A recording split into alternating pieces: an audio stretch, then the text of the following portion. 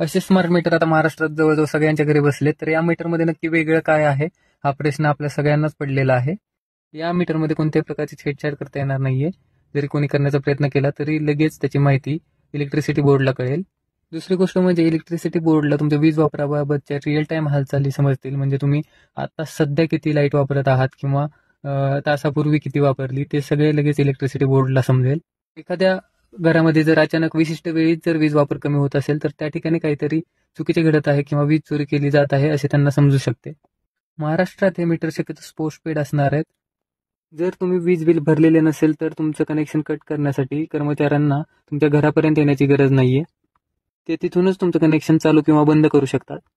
त्यासाठी मीटरमध्ये रिले बसवण्यात आलेला आहे. त्यामध्ये एक कम्युनिकेशन मॉड्यूल असणार आहे, ज्यामध्ये एक सिम असणार आहे. त्यामुळे जे वीज वितरण विभागाचे कर्मचारी आहेत त्यांना रिडिंग घेण्यासाठी तुमच्या घरापर्यंत यावं लागणार नाहीये. त्यांना जागेवरूनच तुमची रिडिंग मिळणार आहे.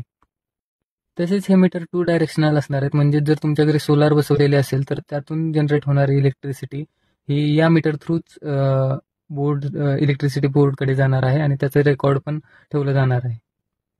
तुमच्याकडे किती वीज जनरेट झाली आणि तुम्ही किती वीज वापरली यांची वजाबाकी करून तुमचं बिल बनवण्याची क्षमता या मीटरमध्ये असणार आहे. माहिती आवडली असल्यास हा व्हिडिओ लाईक, शेअर आणि चॅनलला सबस्क्राईब करण्यासाठी विसरू नका.